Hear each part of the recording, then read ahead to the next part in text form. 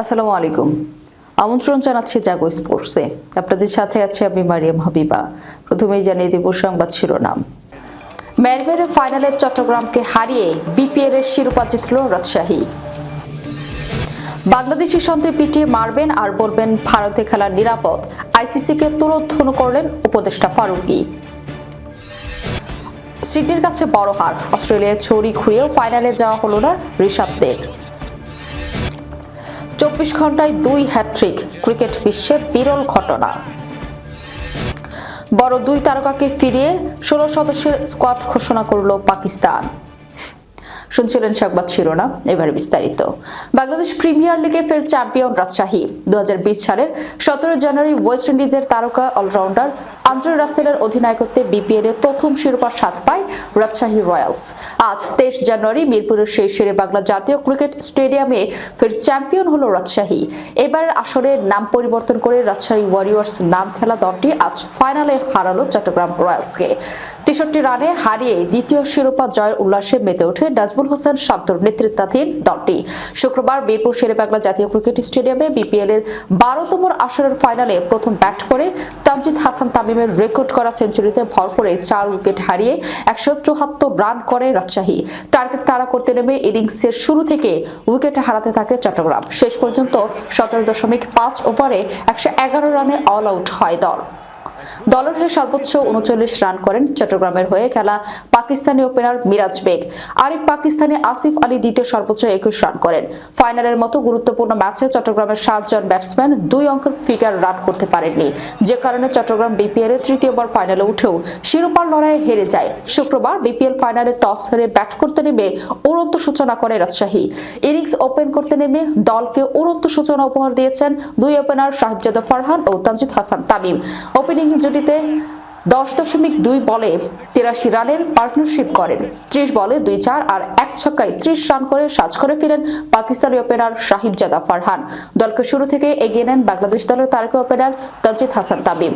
29 বলে 6টি ছক্কার সাহায্যে করেছেন 50। পরে 31 বলে 50 পূর্ণ করে বিপিএল ফাইনালে সেঞ্চুরি রেকর্ড করেন তানজিদ। তবে বিপিএল এ এটা তার তৃতীয় সেঞ্চুরি। 61 বলে সেঞ্চুরি করার পর নিজের ইনিংসটা লম্বা করতে পারেননি তানজিদ।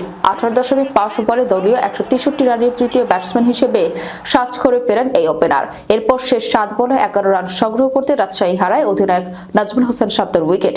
রাজশাহীর হয়ে 100 রান করেন তানজিদ, 30 রান করেন সাহিবজাদা ফারহান, 15 বলে 24 রান করেন কেন উইলিয়ামসন। ইনিংসের শেষ দিকে ব্যাট করতে নেমে 7 বলে 11 রান করে ফেরেন নাজমুল হোসেন শান্ত। চট্টগ্রামের হয়ে 2টি করে উইকেট নেন শরীফুল ইসলাম ও মকিদুল ইসলাম। শুনছিলেন সংবাদ শিরোনাম, এবারে বিস্তারিত। বাংলাদেশি সন্দেহে পিটিয়ে মারবেন আর বলবেন ভারতে খেলা নিরাপদ, আইসিসিকে তুলোধন্য করলেন উপদেষ্টা ফারুকী। একদিন আগেই ভারতে গিয়ে টি-20 বিশ্বকাপে না খেলার বিষয়ে চূড়ান্ত সিদ্ধান্ত নিয়েছে যুব ও ক্রীড়া উপদেষ্টা আসিফ নজরুল। তার একদিন পরই শুক্রবার ভারতে বাংলাদেশের বিশ্বকাপ ম্যাচ আয়োজন নিয়ে আন্তর্জাতিক ক্রিকেট কাউন্সিলের ভূমিকা প্রশ্নবিদ্ধ বলে মন্তব্য করেছেন নির্মাতা ও সংস্কৃতি উপদেষ্টা মোস্তফা সরোয়ার ফারুকী। এ প্রসঙ্গে সামাজিক যোগাযোগ মাধ্যম ফেসবুকে দেয়া এক স্ট্যাটাসে তিনি জানান, নিরাপত্তা নিয়ে বাংলাদেশের যৌক্তিক উদ্বেগ উপেক্ষা করে আইসিসি দ্বিমুখী নীতি অনুসরণ করছে। মোস্তফা সরোয়ার ফারুকী লিখেছেন, যখন ভারত পাকিস্তানে খেলতে না যাওয়ার সিদ্ধান্ত নেয় আইসিসি তা মেনে নেয়। যখন পাকিস্তান ভারতে খেলতে না চায় তখনও আইসিসি সম্মতি দেয়। কিন্তু বাংলাদেশে যখন বাস্তব ও যুক্তিসঙ্গত নিরাপত্তা উদ্বেগের কথা তুলে ধরে তখন আইসিসির অবস্থান ঠিক উল্টো। তার মতে ভারত থেকে আমরা একের পর এক অত্যন্ত উদ্বেগজনক খবর পাচ্ছি, যেখানে বাংলাদেশি সন্দেহে মানুষকে পিটিয়ে হত্যা করা হচ্ছে। ঠিক গতকালই পশ্চিমবঙ্গে জন্ম নেওয়া এক মুসলিম ব্যক্তি মঞ্জুর লস্করকে বাংলাদেশি সন্দেহে পিটিয়ে হত্যা করা হয়েছে। মোস্তফা সরোয়ার ফারুকী তার স্ট্যাটাসে আরো উল্লেখ করেছেন, বৃহস্পতিবার শিবসেনা নেতা আদিত্য ঠাকরে মুম্বাইয়ে ভারতের সঙ্গে বাংলাদেশের ম্যাচ আয়োজন নিয়ে হুঁশিয়ারি দিয়েছেন, অথচ সেই মুম্বাইকে বাংলাদেশ দলের একটি ম্যাচ আয়োজনের জন্য নির্ধারণ করেছে আইসিসি। মোস্তফা সরোয়ার ফারুকী বলেন, এই ঘটনাগুলোর সঙ্গে দীর্ঘদিন ধরে চলতে থাকা বাংলাদেশ বিরোধী ক্রীড়া ও বিদ্বেষমূলক প্রচারণা যুক্ত করলে বিষয়টি আরো স্পষ্ট হয়। তার মতে এই দীর্ঘদিনের ঘৃণামূলক প্রচারণার ফল হিসেবে আইপিএল থেকে মোস্তাফিজুর রহমানকে বাদ দেওয়া হয়েছে। এসব বিবেচনায় নিলে স্বীকার করতেই হয় ভারতকে বাংলাদেশি ক্রিকেটারদের নিরাপত্তা হুমকির মুখে রয়েছে। এমনকি এমনকি আইসিসির অভ্যন্তরীণ ও স্বাধীন নিরাপত্তা মূল্যায়নও বলা হয়েছে। ভারতে বাংলাদেশ দলের খেলোয়াড় ও সমর্থকদের জন্য নিরাপত্তা ঝুঁকি মাঝারি থেকে উচ্চ মাত্রার, বিশেষ করে যদি দলে মুস্তাফিজুর রহমান থাকেন এবং খেলোয়াড়রা বাংলাদেশ দলের জার্সি পরেন।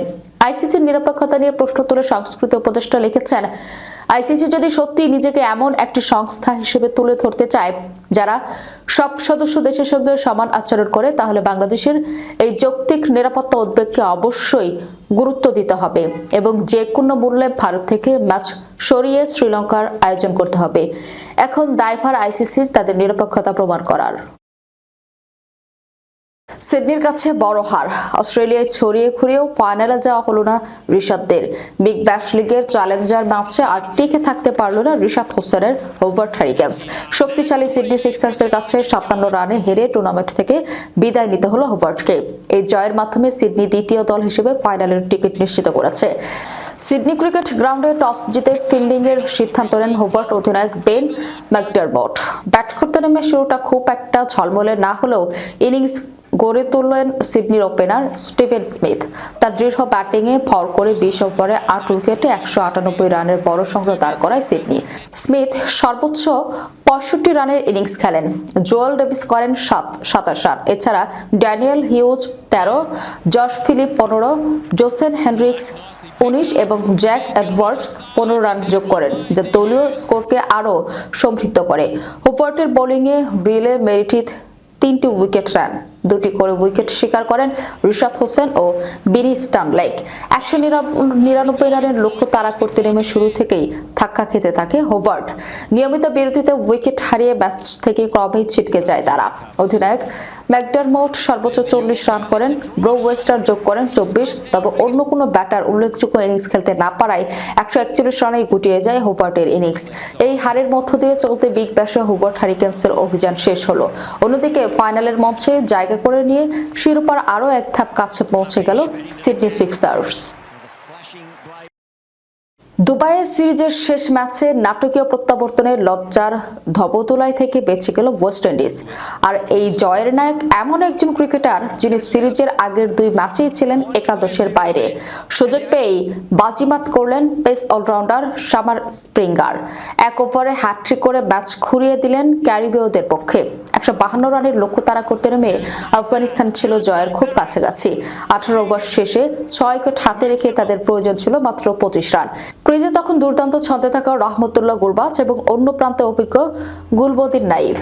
ম্যাচের পাল্লা পুরোপুরি আফগানিস্তানের দিকেই ঝুঁকেছিল, কিন্তু 19তম ওভারে সবকিছু ওলটপালট করে দেন স্প্রিঙ্গার। ওভারের প্রথম 3 বলে তিনি ফিরিয়ে দেন গুরবাজ, রশিদ খান ও শহীদুল্লাহকে। একই সঙ্গে পূরণ করেন নিজের ক্যারিয়ারের প্রথম টি20 হ্যাট্রিক। ওই ওভারে মাত্র 5 রান খরচ করে শেষ ওভারে আফগানিস্তানকে জয়ের জন্য 20 রানের কঠিন সমীকরণ ঠেলে দেন তিনি। শেষ পর্যন্ত আফগানিস্তান থামে 136 রানে। 15 রানের জয়ে তিনি ম্যাচের সিরিজে 2-1 ব্যবধানে হারের স্বাদ কিছুটা হলেও মিষ্টি করতে পারল ওয়েস্ট ইন্ডিজ। পুরুষদের টি20তে রোমারিও শেফার্ড ও জেসন হোল্ডারের পর ওয়েস্ট ইন্ডিজের তৃতীয় বোলার হিসেবে হ্যাট্রিক করলেন স্প্রিঙ্গার। এই সিরিজেই আগের ম্যাচে আফগান স্পিনার মুজিবুর রহমানও হ্যাট্রিক করেছিলেন।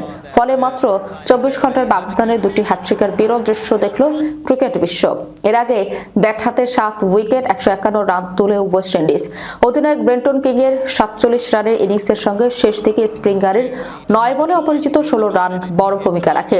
আফগানিস্তানের হয়ে 2টি করে উইকেট নেন রশিদ খান, জিয়াউর রহমান ও আব্দুল্লাহ আহমদ জাই। টি20তে প্রথম বোলার হিসেবে 700 উইকেটের মাইলফলক পৌঁছাতে রশিদের এখন দরকার আর মাত্র 6 উইকেট। অস্ট্রেলিয়ার বিপক্ষে আসন্ন 3 ম্যাচের টি20 সিরিজের জন্য 16 সদস্যের দল ঘোষণা করেছে পাকিস্তান ক্রিকেট বোর্ড।